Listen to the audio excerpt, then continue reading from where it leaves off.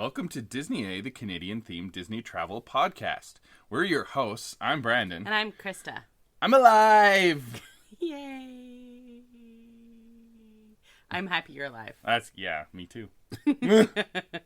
You were not doing great. No, well, yeah. It's funny. Summer, you're off in the summertime, Yeah. but it seems like it's busier. Yeah. I don't know. It's just because it's like less routine, I think. Yes, less routine. That is the problem. And so it's more chaos. But then, yes, I was also fairly sick Yeah, last week. Brandon, And, I made a joke that you must have made a deal with Ursula because you didn't have a voice for like days. I was talking like this. So we kept putting it off. And instead, we're just going to record a double episode this week. That's the bonus to make up for us being gone is 2 episodes back to back. Yay! Dun, dun, dun. We'll be back. Well, Brandon, what are we talking about for episode 1 this week? Well, for the first part of the doubleheader. Yeah. That's also a good summer thing because it's like goes along with baseball. Yeah, they do right. doubleheaders in baseball Let's in the pretend summertime. this was totally a planned thing. Sure. Okay. We're going to talk about Ms. Marvel. Ooh, yes. I'm actually kind of surprised that we're talking about Ms. Marvel. Oh. I know we plan to. Yeah. But when this series was announced and when it was coming up, I didn't think it would be something that we'd Nope. want to spend an episode on.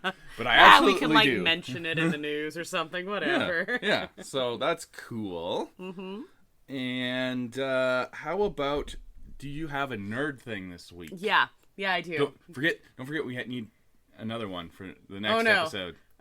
So don't expand and use all of your nerd. Okay, I'll just use one nerd thing. There you go. But it was a really big nerd thing.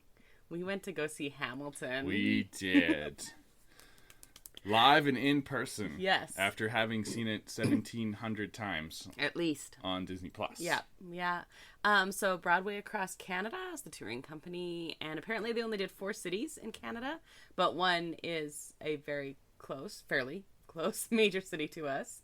Close by Canada standards, anyway. Yeah. Calgary, yeah. And so we went to go see it, and it was awesome, and literally the best seats I've ever had for a performance there. And it was just fantastic. And yeah, you can check out Instagram that I posted in the stories and whatnot about our adventures going to go do that. It was fun. It was so much fun. Yeah, that was pretty nerdy. I was really happy and shed a tear or two. Oh. Be surprised. Yeah, no. Figured it was coming, but that's good. What's your nerd thing? I went to Hamilton too. I was invited. I bought the tickets. You bought the ticket. My students, when you bought the tickets, you messaged me while I was at work, and I happened to be teaching my creative writing class where we watched Hamilton, and they were all like obsessed with it. They either decided they hated us because we were going out of jealousy, or they like absolutely thought you were the most wonderful human being on the planet because I bought you bought Hamilton tickets. So there's a lot of jealousy going on, basically. Yes, it's just nice to be able to go to live theater again. Oh, yeah. It was really cool. We've always been into live theater. Mm-hmm. Theater. And, yeah, haven't been able to do that for a couple years. Why? What happened? Yeah, exactly. So, and especially this one being the first one back was really cool. It's just another tick box on the way till normalcy. Yeah, pretty awesome. Of some kind. Yeah, whatever that looks like. Also, Brandon, what are you drinking? I am drinking coffee because it is morning time. Yep. I was going to say early morning time, but it's no longer early morning time. No. We're kind of lollygagging. Yeah. It's a holiday, so. Yeah. Oh, it is. Okay, so let's also say it's Monday here, August 1st, which is a holiday in Canada. It's a civic holiday, and so you're off, and I'm editing podcasts today. Yeah, I always find this holiday funny because it's like, what's the holiday for? I don't know. August. They just decided we didn't have a holiday in August, so it's we need a holiday. Civic duty to have a holiday. Try to explain that to American listeners. Yeah, I was explaining to you how I was listening to a YouTube streamer, and there was a British streamer, and she was trying to explain what a bank holiday was. It's it's the same for us. It's an official holiday, and yeah, we just got one in August because we didn't have one in August, and yeah. It's just listed as civic holiday. I'm good with that. Me too. Yeah. So you're drinking coffee. I'm drinking coffee as well. Delicious. What? Good start to the day. So, since we're doing a double episode, I think I'm going to keep it short and sweet. Sounds good. Basically looking forward to the next Marvel show. Yeah, yep. We have She-Hulk coming up. Yeah, it's now August, so She-Hulk's coming up. Around the corner. That's exciting. It is exciting. And we saw a little bit more of She-Hulk at San Diego Comic-Con clips. Yes, that was kind of my nerd thing. We watched a live stream that watched the news feed. Yeah. Because, of course, Comic-Con was in person again this year, and they didn't stream almost anything like they had in previous years. Like, they went full in-person, exclusive, nothing. So, it was kind of sucky for us, but, yeah. That's going to be our second episode. We kind of figure our next episode is going to really focus on all that news. We're going to catch up on... It's going to be a news catch-up, but especially Comic-Con, because... Exactly. Boy, howdy. Boy, howdy's right. But yeah, that's just... With She-Hulk coming around the corner, I said we did get some more info on that. And yeah, that's the next Marvel thing coming up. So, and we also have a Star Wars thing coming up in August, too. Yes, we do. Andor. But, all right. So let's just skip on past the news then, hey? Yeah, no news. Next episode's going to be lots of news. Now, so right into the main topic. The good old main topic. Disney Plus and chill. Ms. Marvel. So you said to begin with that when it first came out, you're surprised we're even spending an episode on it, let alone that we've been like touting its awesomeness for the last several weeks. Yeah, so it is crazy.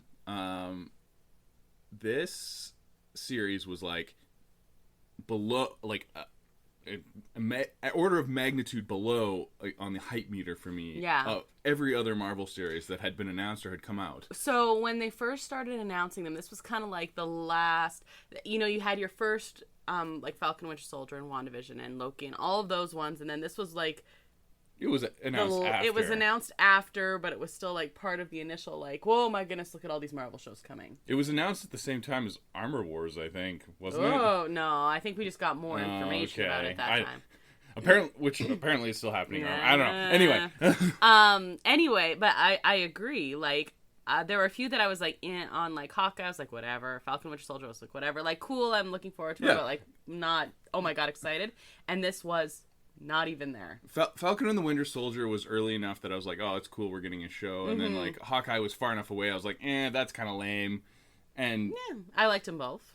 But, like, excitement beforehand. And I was like, whatever, that's far away and that's kind of lame. And then they announced this one, I'm like, oh, I really don't care about that. Yeah, and I thought it was more, well, it was definitely geared more for, everyone in the family can watch it. And I thought it was really going to be quite juvenile. Yeah, and they talked about it being aimed for a younger audience, but it's just good. Yeah, good is good. So we started watching it, and we're like, yeah, we'll just watch it whenever. Like, we'll probably end up, like, I don't know, watching it in a weekend or whatever. No. This was like, we need to watch the next Ms. Marvel. Like, it's out now. Let's go. Watching it on release day every day. We even stayed up late the one time when we were heading out of town to catch it before we headed out of town. And it was only 6 episodes long, which is kind of sad. Yep. That seems to be the the general trend these days, except for some exceptions that we'll talk about next episode. Okay. Except for those. Okay, so other than overall your thoughts of it being awesome, what are some main points you'd like to discuss? Okay, before we dive into like the nitty gritty. Yeah, because we do tend to keep these pretty much overview, general kind of things. But did we give a spoiler alert? Because we're gonna talk. Oh, definitely. Okay, good call. Serious spoilers coming here. Yeah. Although this has been done a couple weeks now. We gave you another week to get caught up. What are you doing? Not on purpose. No, it wasn't on purpose. But yeah, you didn't purposely get sick. No, I didn't. But it's only 6 episodes. It's really good. Go watch it. Spoiler warning, effective immediately. Okay. Without going too far into nitty gritty, but just like things I want to mention. The actress who plays our lead character, Ms. Marvel, Kamala Khan, Iman Vellani. Okay, good. Yes, you remember now. Yep. Is amazing and wonderful and is like my new favorite actress kind of thing. So the MCU has been pretty lucky with casting overall. Robert Downey Jr. as Iron Man, like, created the MCU. Yeah. Because, like, without that, you don't have the MCU. Chris Evans as Captain America was... Oh, my goodness. A divisive choice at the time. But absolutely embraced the role. Killed it, yep. Hemsworth... Oh, yeah. As Thor is, like, spot on. But I think we have the new crown champion of good casting with this series. She's, like, the coolest thing, though, is she is literally a comic book Marvel nerd before any of being cast. Which works incredibly well with this because the whole character of Kamala Khan is a fangirl of the Avengers before she becomes a superhero. Yeah, so I'm pretty sure it's just her. It's the life imitating art, imitating life, and I don't think she really has to act because she just is like Kamala Khan in real life. So it's this really fortunate circumstance and awesomeness. Yeah, and she just the most fun. So we watched we've talked before about like different YouTubers we watch and things like that, and a lot are Disney Parks focused, but we have been watching over the last few months a lot of new rock stars. So shout out to new rock stars and they do great breakdowns and things like that. And we watched one where they were actually or I don't even know if you call it an interview because I think they were just nerding out over the story basically with Iman Vellani, and she's like, here are my notes that I take on all of the MCU. And here's my comment. And she was like a fan of this YouTube channel before and was like geeking out that she got to be on the channel. And he's like, but you're Marvel. Yeah, but you guys did that whole thing where you looked down. Anyway, she's adorable. She's awesome. And I'm excited to see her continue on after this show. Yes, because she will be continuing on after this show. We do not know, of course, if there's a Miss Marvel 2, but we do know Miss Marvel is going to return in the next... Well, I guess the next time we see her is The Marvels. As far as we know. The Marvels. So, yeah, that's her next big thing. So our last series, Moon Knight, didn't have any significant, obvious ties to anything MCU, really. Right. Which is fine. We have some, like, maybe they'll show up here, maybe, yeah. Yeah, but the series was definitely standalone. This one has some threads that have big implications because we knew before it even started that she was going to be in The Marvels. Yeah, and we knew this show was existing to introduce her. Yeah. Yeah. And the final post-credit scene, which we can just jump to right now. Sure, we can do that. Yeah, and then let's go back to overall. Yep. It was directed by the director of The Marvels. Yes. Yeah, it was the only part of the series that was. Yeah. And just this little tiny post-credit scene that they shot at the same time they were shooting The Marvels, which is already wrapped. They're probably going to do reshoots because it's not out till next summer. Right. But, yeah, so the... Captain Marvel, Brie Larson, shows up in this post-credit scene, and they swap places, setting up the plot for The Marvels. Right. Which is very interesting. So interesting. Okay. Actually, you know what? Let's just talk. How did they swap places? Let's do like a little, what the heck is going on? How does Miss Marvel, how does this fangirl get her powers? Like, we don't need to go into like a crazy plot thing here, but like, explain to me how this whole story works, because it's different. Well, she's not like born with power. She's not bitten by a spider. In the comics, and it's interesting, comic book wise, politically, because this is a recent character. 2014 was invented during a time when Marvel didn't have the rights to a lot of their characters in other media. Like you have Spider-Man with Sony, and you had the X-Men and Fantastic Four with Fox. This was before the Disney merger, and they were writing their comic books, even though they're not linked to the movies. They were writing their comic books to forward characters that they still had the rights to, that they could make money off of, which, you know, corporate synergy and stuff, that kind of makes sense. But, there's a directive to say no mutants. No more mutant comic books. We're not going to write any X-Men. We don't have the rights to them. Right. Too bad for them. So we need to focus on something else. Yes. And so they, in their back pocket, they had this other similar type of superhero team called the Inhumans, which we've heard about a little bit more. They had that TV show a few years ago that that was not very good. And, of course, there was a famous Inhuman in the Doctor Strange movie that just came out for a couple minutes. That's kind of a mind-blowing scene there. Oh, nice. nice. We also saw what would be linked to with Terrigen Mist and things like that. Yeah, and then the other big one was Agents of S.H.I.E.L.D. focused on the Inhumans quite a bit. Yeah. And one of the main characters was an Inhuman. Yes, who I actually really liked. Yeah. There's some rumors she might be coming back. Fingers crossed, because I actually thought she was really cool. I like Agents of S.H.I.E.L.D. I did too. We still need to watch the final season, but there's some good stuff. That show really found its legs on its own. Like, anyway. Yeah. Let's do an episode of Agents of S.H.I.E.L.D. Sure. Yeah, that'd be fun. Yeah. Okay. Good idea. But yes, I digress. In the comics, she's Inhuman. She gets hit by, there's a terrorist thing, and like gets hit by Terrigen Mist, and her powers show up. Whatever. That completely different in the show. Totally different. So yeah, MCU is going in a different direction, which they tend to do on occasion, but you can tell. And it's not super clear. Her grandmother sends her this piece of jewelry that was passed down from the family, and bangles. Yeah, it's a big fancy bracelet, and it expands and does all this stuff.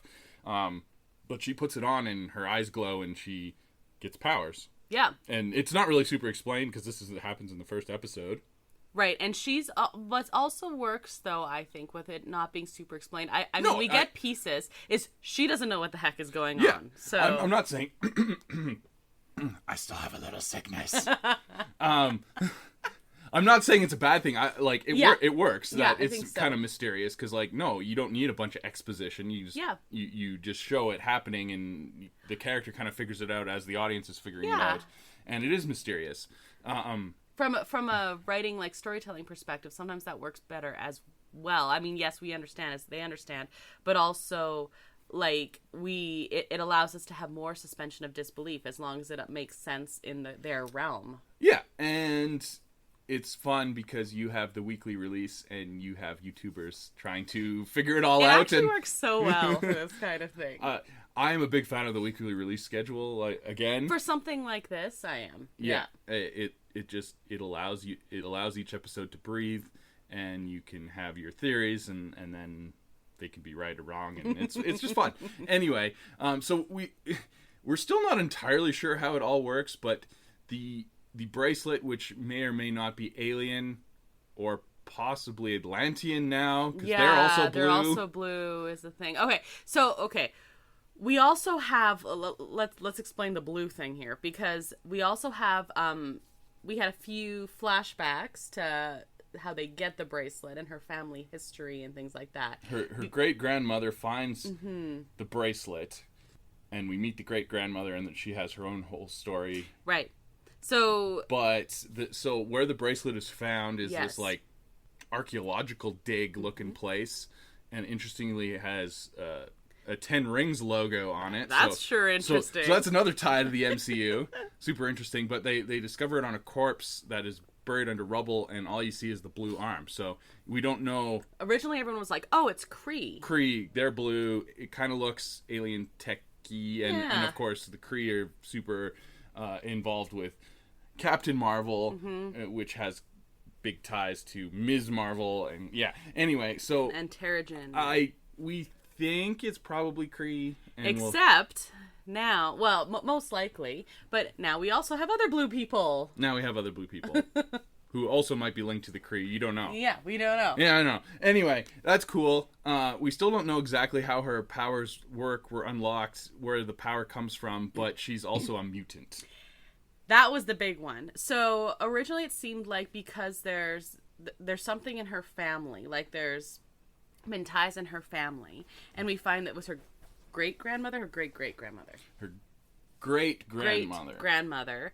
Because it's her grandmother's the one that's still alive, that lives in Karachi. Who sends her the... And it's her grandma's mother who went missing in the train station. Okay, so we find out that so much of Kamala's story is wrapped up in her family's, in her culture and her history. Which is... fascinating. Absolutely fascinating, and quite well done. I thought so. As far as I know. I didn't learn a lot about the history of India and Pakistan and all that in school or anything, so this was like a good crunch exploration of that, and like how that affects the generations that are now living in North America. Right, exactly, because at one point Kamala and her mom actually do travel back to visit her grandmother, which was really cool, and like their cousins and everything like that. So you got like a crash course in history and kind of thing. But we also have her great grandmother is not human. No, so it's just so she's not human, but she's a human. She's at least part human because her father is obviously like just her father's a human. Normal, who's awesome. Normal human. Yes. He's also awesome. He's got great dad energy. He does. And so yeah, you find out that like her great grandma and her great grandma's friends were banished interdimensional beings. Right. Yeah. Exactly. And they say they go by many names, and one of the names is actually Jinn, and which is interesting because like. Yeah, there's a lot of mythology around that, and they've said so far that there's no big theme of Phase 4, but it's a lot to do with mythology and afterlives and things like that. Like big time. Yeah, oh definitely, yeah. So it works well with that as well. Absolutely. So that was really cool. So she has all these things tying together, and kind of from what we understand, just from different feedback, and also what she herself has said in that interview and things, and like the director and producers kind of clarifying some things as well. Yeah, it's all these things kind of working together that create this perfect storm within Kamala Khan. So she has this familial background, but it's not like at the end her friend Bruno does say, I thought we weren't supposed to talk about him. I know, we keep talking about him though. Poor Bruno. He said that her brother asked him to look at his DNA to be like, oh, if he had worn the bracelet, would he be the one? And it's no. There's something within her that is passed down through the family, but it isn't her mother didn't unlock this. There's just some weird stuff with her mom and a little bit of weird stuff with her grandma, but it's not full out superpowers basically. Yes, and that is. And then, so her love interest, or one of her love interests, she has many. She does. It's typical young adult. She's a teenage girl. Come on, leave her alone. Young adult fiction. There's got to be multiple love interests. Exactly. But Cameron is also a descendant of the Jinn. Yep. Whatever, the clandestines or whatever. Yeah. And he ends up getting powers from his mother. Mm-hmm. But he can't control them as well because, there's a whole different thing going on, right? Yeah, exactly. So, it's not just straight up you're a descendant, and that, which we kind of thought, okay, it was led to believe. Yeah. You are a descendant of them. She puts on this bangle, and that just kind of helps unlock it or helps channel it or something like that. But no, we find out at the end, the last scene, right before we go to credits, and then of course we have the after scene, is Bruno's kid genius. Also, by the way. Explains to her. So yeah, I just before you get to that, I just want to talk about Bruno. But we're not supposed to. I know. Okay. So Bruno is basically Peter Parker who didn't get bit by a spider. Yeah. Yeah. And we find out actually the actor did audition. He was up for the role, and he would have done a good job. I think he would have done a good job. He's a good Peter Parker. Yeah. Maybe not as good as Spider-Man. Yeah, it's hard to see because we don't see him in that, but he'd be a good Peter Parker anyway. But yeah. But that's a really easy shorthand way to describe his character. He's Peter Parker. He's Peter Parker. He's even an orphan. Yeah, he really is. Oh, Bruno. So yeah. Yeah. And he's one of her best friends, or probably her best friend, but yeah, is a genius and basically has been pseudo-adopted by her family. He comes over for... Because he's an orphan. Yeah. he lives by himself above the Quickie Mart. Yeah, essentially. Where he also works. And is literally a genius. And so he's doing these tests, and then at the end, he's the first one who gets to say it in the whole MCU. He says, no, there's something else, Kamala. There's a mutation. And then they play the X-Men music. They did. They did. But this is so interesting because she's not a mutant in the comics. No. But they wanted to make her a mutant, but they weren't allowed. Right. So it's kind of rectifying that in the... Yeah. Apparently... Again, just going back to how awesome Iman Vellani is. Apparently, they had to do so many takes because she could just start giggling and was so excited. And if you watch that scene, knowing that, you can see her just barely containing it. It was like the best take that they could get, but she's like almost gonna explode.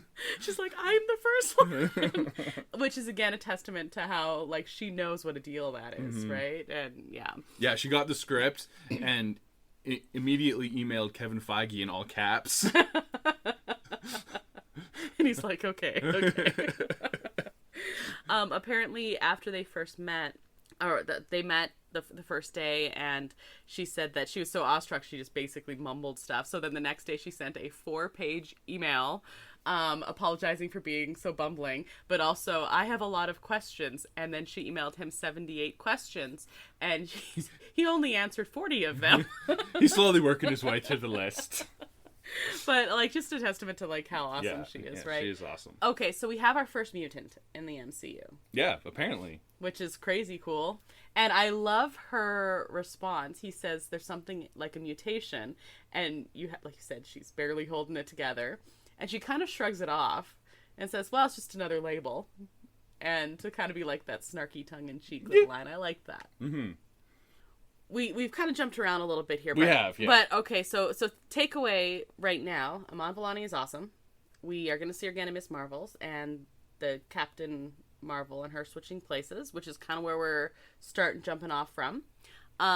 We have our first mutant, but I wanted to go back and talk about, we mentioned, like, partition and the cultural things. There's something else that happened. So we did have some flashback, but we also had literal time travel going on in this one. Yeah, It was hilarious because the time travel started at the end of one episode, and we didn't really know what it was. We saw her go back through a portal of some kind and wake up in the train station that looked like it was old-timey train station. Right, and so there was speculation, like, is it a dream sequence, a flashback, like, is she watching a memory? But no, it was literal time travel, and I thought it was definitely going to be time travel because there were so many Terminator references. Nice, good catch.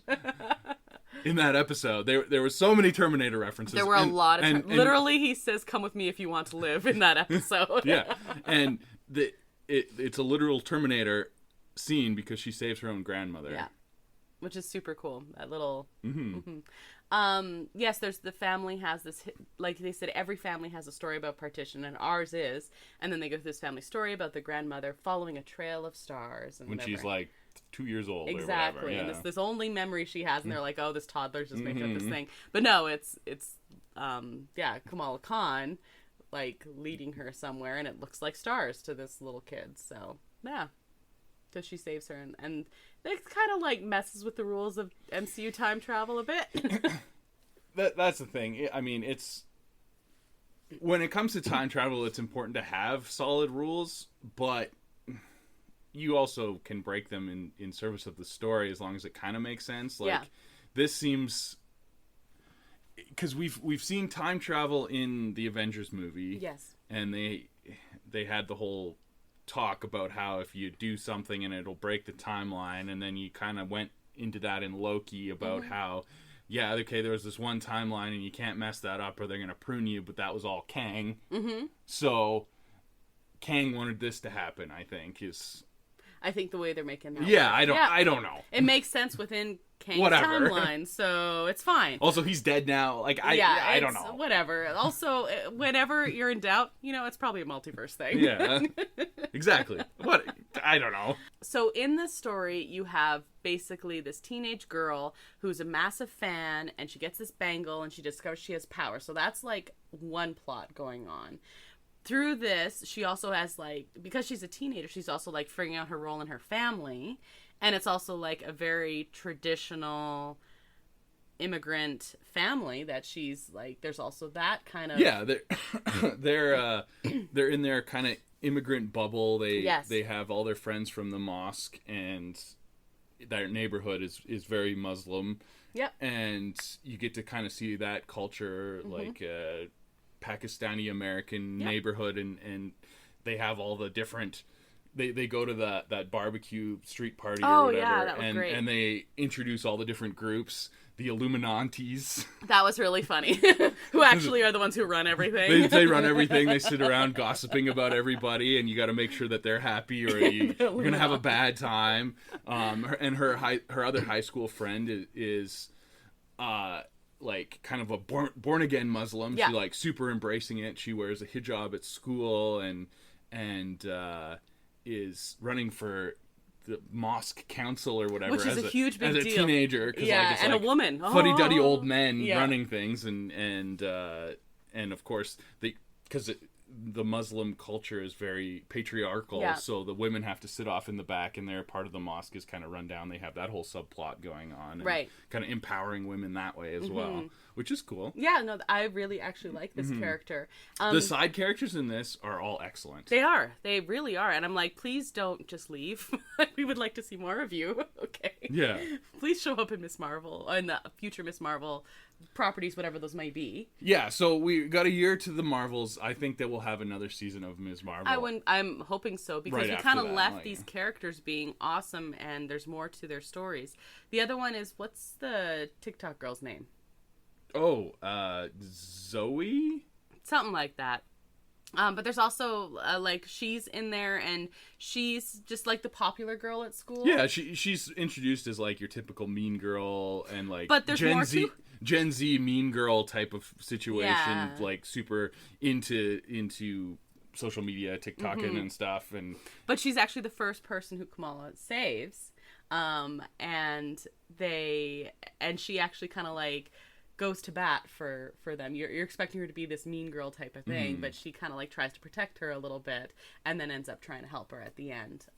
So yeah, there's all these side characters who are just really cool, and actually protects her secret identity, which is kind of a big deal, because she's like big on getting attention, and this would get her a lot of attention. But she's like, no, that's her thing. Yeah, which is interesting. There's definitely some undertones there, especially if you read the comic. Not that subtle of undertones there. yeah, because in the comic she's a lesbian, and so they kind of dance around that a little bit, but you definitely understand that she's like, there's other stuff in the story here that we're not, and it's not that hidden. It's very much like, this is what's up kind of thing. But I thought that they handled all that very well. But the other thing I want to mention is some of the other things she's struggling with. So she's got her identity, and she's got her family, figuring her place specifically with her mom. Her very overprotective mom. Exactly. In fact, the first episode, she's trying to go to Avengers Con, which I thought was hilarious. And we're going to talk about Comic-Con largely next episode. Yeah. And she says, but you trust me, right? And Mom's like, no. No, we do not. But by the end, she does trust her. Yeah. But we're all better people. The family is amazing. Yeah. Every single member of the family, even the brother, is really cool. But yes, we see that, and then her culture. We see her brother's wedding, which was looks like a great time. A lot of cool traditions, and oh man, the food. Oh man, I would gain so much weight just visiting that wedding, I swear. But yeah, a lot of cool traditions, and you see Bruno being a part of them.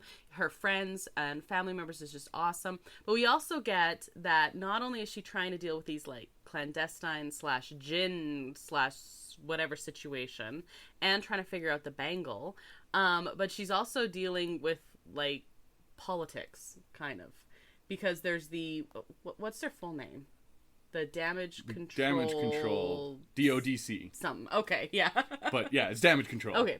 And they are not great. Well, yeah, they're a faceless government organization that has to do with superheroes and stuff, but basically the FBI for superheroes. Yeah. And basically they're hunting her down. So they see when she first gains her power, she is at this Avengers Con, and so they see this, and they decide to target mosques to get her. Yeah, there's some very problematic politics being highlighted. Yep. And yeah, it's like these superhero terrorists, and we know that she's a brown girl, so let's go look at mosques. Yep. And so they start going in it, and they keep saying things they'll walk in, and they're like, take off your shoes, and they're like, no, and we're gonna ransack things. So it's really highlighting, or I don't even know if highlighting, but really it's including that to be yeah, well, Right. There is this thing. And the final episode did kind of just throw the one agent under the bus. It was all her fault that they're horrible. Yeah. Because we're going to be seeing Damage Control again in She-Hulk, and she works with Damage Control. Yeah. So they can't be, like, just totally horrible. Mm-hmm. Yeah. I guess. They have to, like, not be great, but she's the epitome of what's wrong with this. Yeah. So, yeah, that was interesting. They were kind of like the villains in the end. Yeah. And we're going to see them more in She-Hulk. Yeah, but it's not like a straight-up bad guy. It's more like... I don't know. They're pretty bad. Well, yeah, it's like an organization is more the thing. They tried to shoot children. Yeah, they definitely did that. Yeah. Yeah, they did that. Yeah, and I don't think they tried to though. They literally shot children. Yeah, it's kind of like in WandaVision the Hayward, the sword guy. Yeah, they're the same. They just shoot children. And it's fine. It's the answer. But that's part of the thing. It's like, well, they're not. Are they actually children if they have powers or whatever? Yeah, no, they're still children. Oh no, I know that. But that's what they're like. Yeah. Oh, we need to shoot them. It's like, Yeah. What was really cool though was the way that then Zoe and others use social media then to like they're all coming together to protect, and it's like very, protecting the people, not the ones shooting children. Yeah. So yes, we are going to see more of them in She-Hulk, which is of course our next property. I'm excited. So overall, if you were going to give this a rating, say we did this with Obi-Wan, on an A to F scale, what would you rate this? So the 5th episode suffered from pacing problems. Yeah. Otherwise, it was like almost perfect. Yeah. So I think it's an A+ for me. I would still give it an A+. But yeah, there was some pacing in that one, but it ended so well that I'm like, okay, no, it's fine. I will forgive you that weird pacing thing. Honestly, if you'd have made it 7 episodes, it would have been fine because it just jumped like. Or just have the 5th episode all be the time travel and have, excuse me, I still have a little bit of a cough.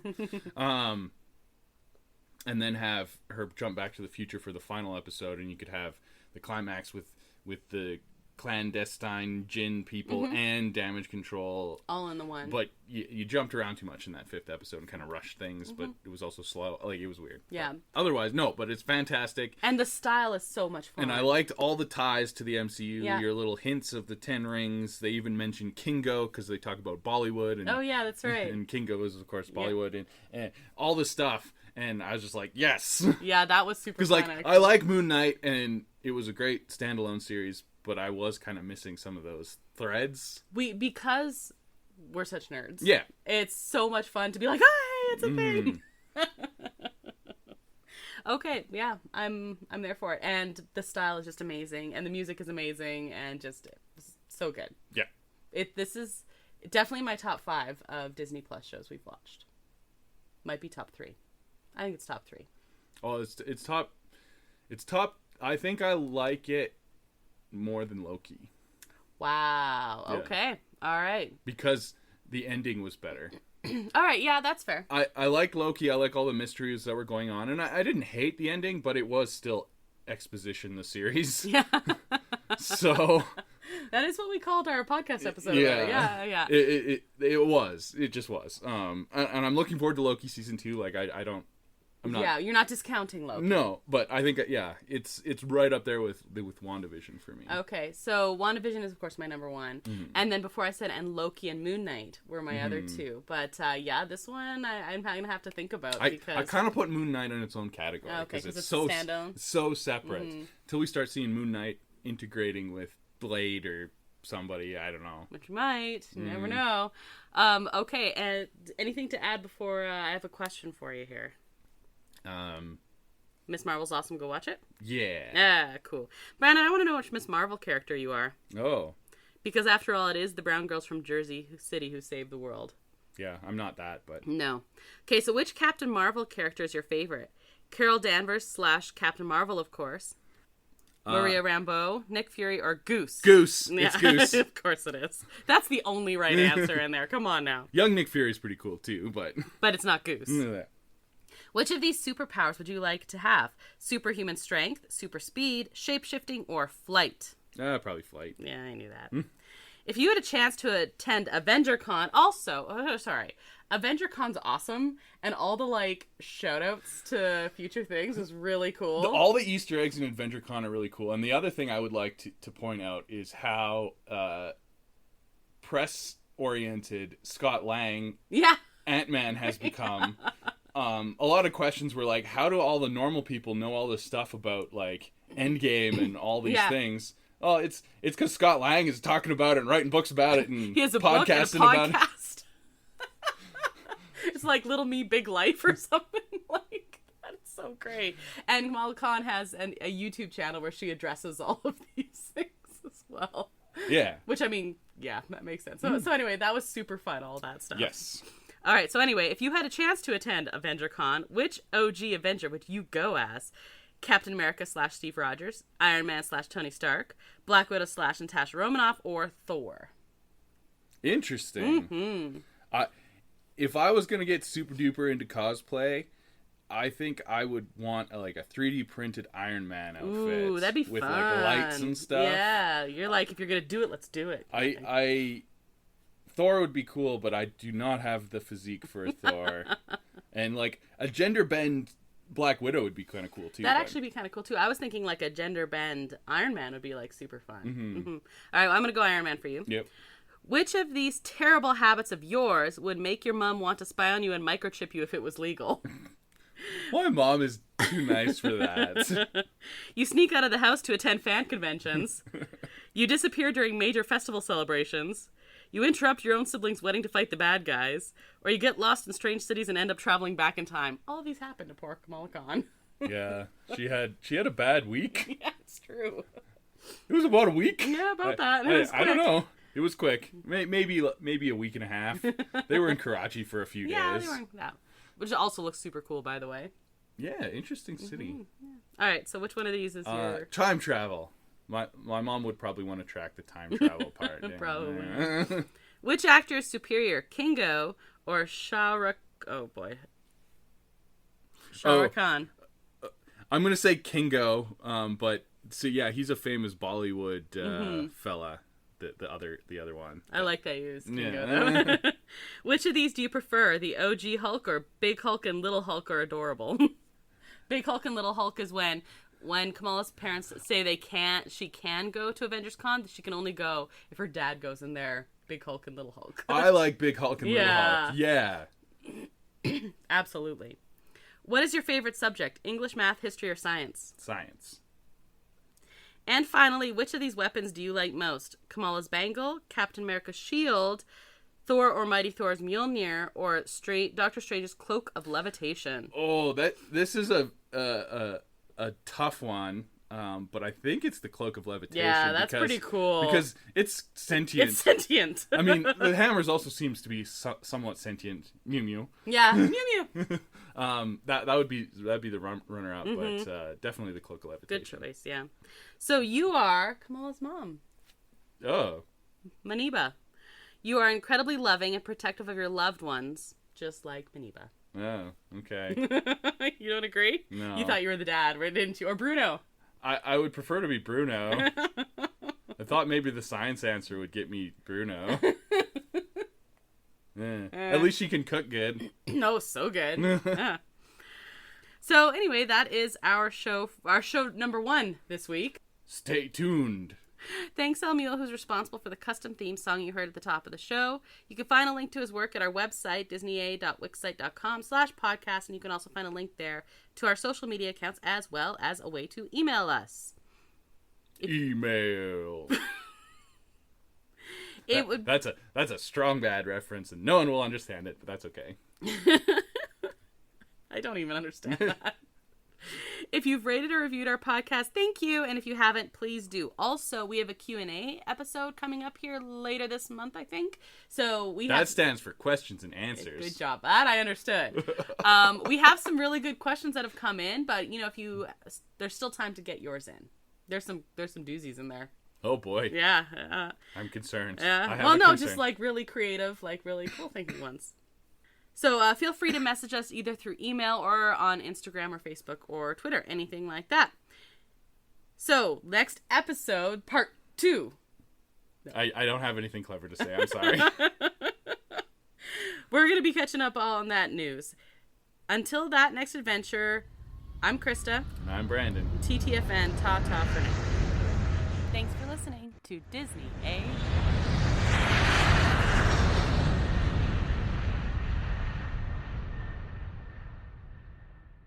Coffin while you drink your coffee. Coffee drinking coffin time. I'm going to put that at the end of the episode. You've seen that song. Oh no.